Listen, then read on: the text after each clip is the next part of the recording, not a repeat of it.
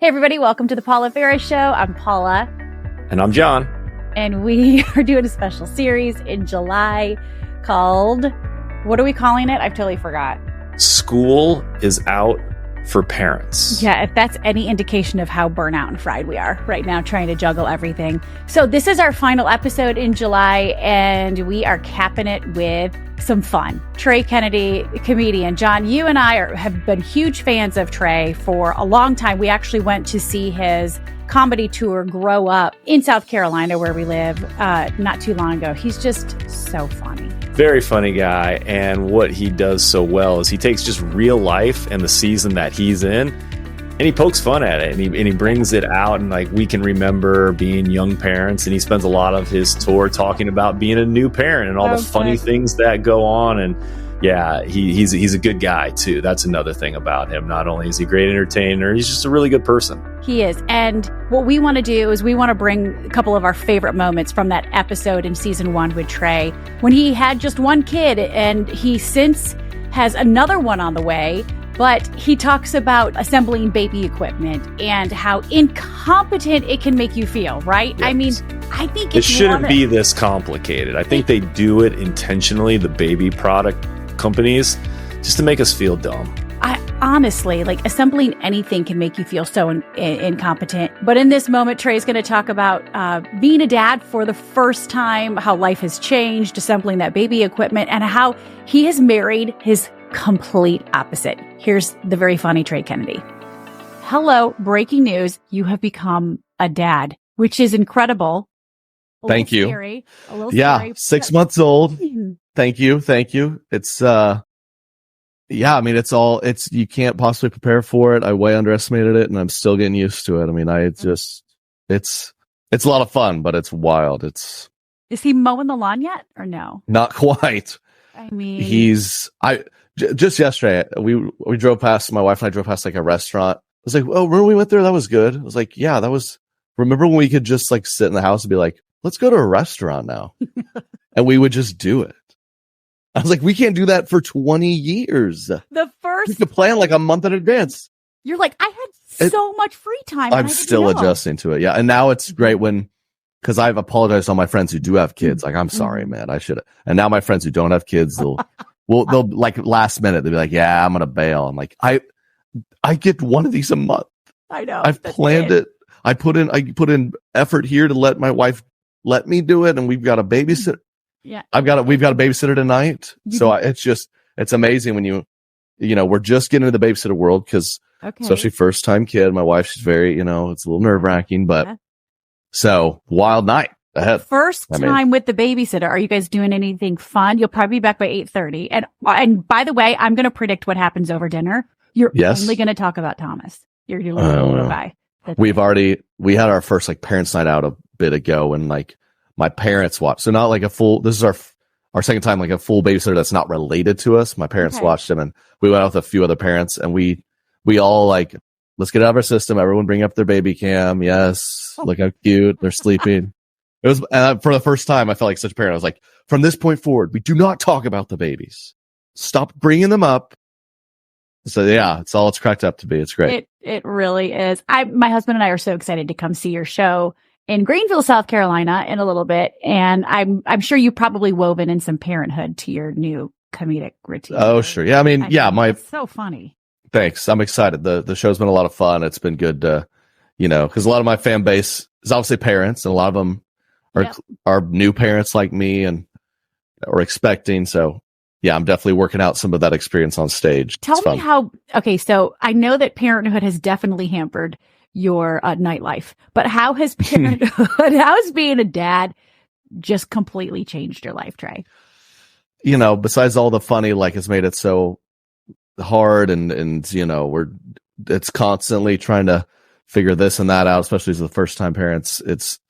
I described it as made life richer in every way. Like, my buddies get to hold my son. I get to watch them interact with them, and I witness my parents be grandparents and my wife be a mom. And it adds a new element to all the relationships in your life. For all the hard times and the moments where I'm like, man, how many years till he goes off to school? Cause it's just a lot. because I could use it sometime. No. And it's just, there's those moments, and yeah, it just makes life richer and just humbling too. Cause I was a dude who felt like, I'm doing this, I'm touring, I'm building a career, like people have kids, like people are so dramatic. It is the hardest thing I do. It's harder than everything else. And it's one of a kind experience, but very grateful for it. I was reading not long ago that millennial dads are so much more involved than their dads were. How involved are you? Like, how many diapers have you changed? Because it's just a totally different generation. And I love to see it, by the way. I know it is. And sometimes when in the moments where I'm really in it and helping, I was like, man, some of this feminism is getting a little annoying, I mean, come on, can't you do it? Now I've got to do it. But we really were a team, and the first few weeks were really special in that, every parent of a newborn knows it's a total blur. It's wild. You're up all night.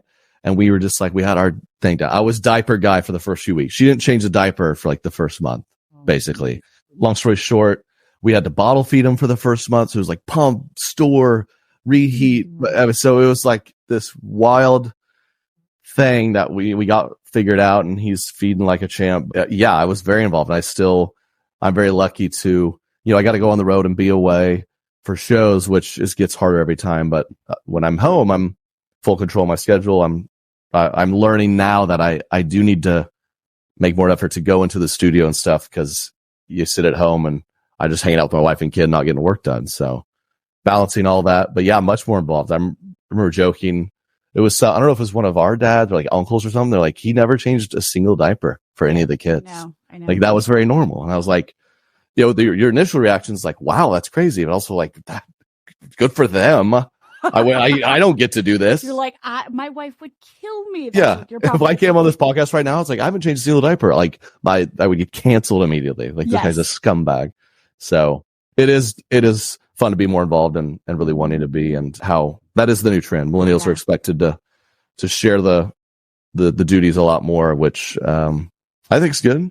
What's the most challenging baby product to figure out? Because putting baby products together, or trying to figure out, how to assemble a crib, or, snapping in the car seat into the stroller, or unpacking a stroller, like nothing makes you feel more incompetent than the equipment.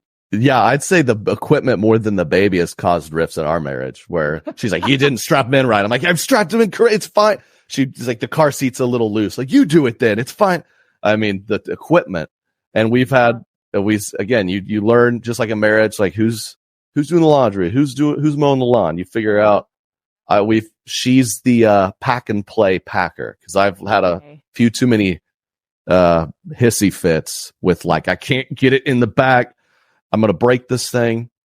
Oh, the pack and play, and I forget the tent, mobile? The mobile pack and play, or not the tent, the blackout tent thing. That's literally, you talk about a camping tent, how a nightmare to set up. It's the same thing. I mean, I've almost put one of those rods through a sheetrock. I mean, that is brutal. I miss that. I don't miss it. By the way, your wife is tiny, Katie, and you had a 9-pound, 6-ounce child. Are you trying hard?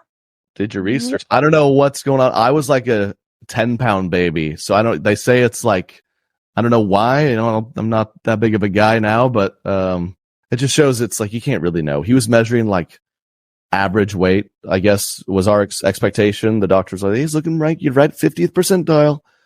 And he came out, and they're kind of like, he looks pretty big. And they weighed him, and the whole room, like, just jaws dropped. It was just like, What were you like in the delivery room?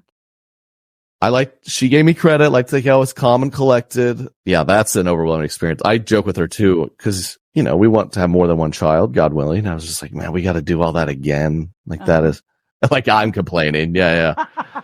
It's wild. I mean, it was just me just kind of doing my best to make her feel comfortable, as she's like sweet, like you said, small, soft-spoken. Katie, my wife, is like, screaming her head off for hours. Ugh. How do you guys make it work? She's a biomedical engineer. And I'm not saying you're not a brainiac and smart. You're brilliant in your own way.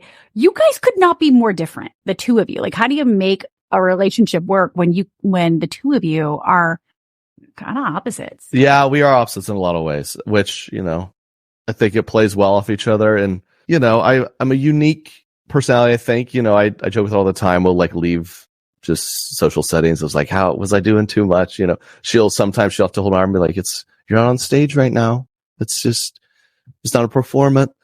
My mother is like, you guys would be great friends. She's very, she's very mom vibes, and she really wanted to be you gotta get married, you have kids. And I think she was very concerned, like, who's going to sign up to be with it? Like, it's just a lot. And especially when you knew you were a 10-pound kid, I'm sure. Yeah. I mean, that adds to it. This big all the way. And, she's just so weirdly patient. Like, I'll be like, I'll even know I'm being obnoxious. I was like, you're fine. She's like, yeah, it's whatever. So we balance each other out. I joke too that she makes me so much like more patient and kinder, and I make her like meaner, which she needs. She's the type that like, you gotta toughen her up. Yeah, someone could like just walk up and slash her tires, and she'd be like, would you please not do that? She's just so nice. It's crazy to me. But we do balance each other out. I think we make each other better.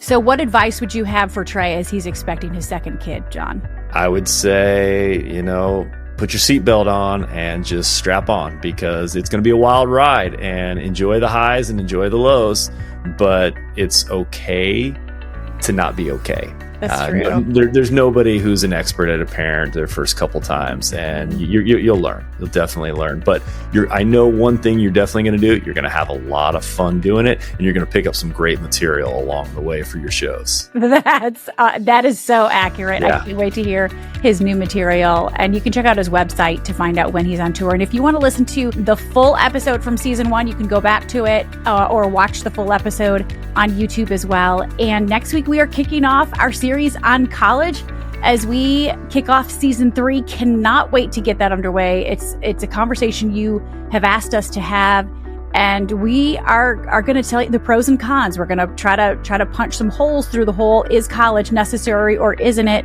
And we're going to have some really compelling conversations in August to talk about college, yay or nay. Well, John, we did it.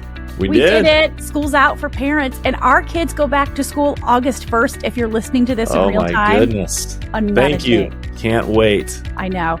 I feel awful, like an awful human being saying that, because August 1st. I don't.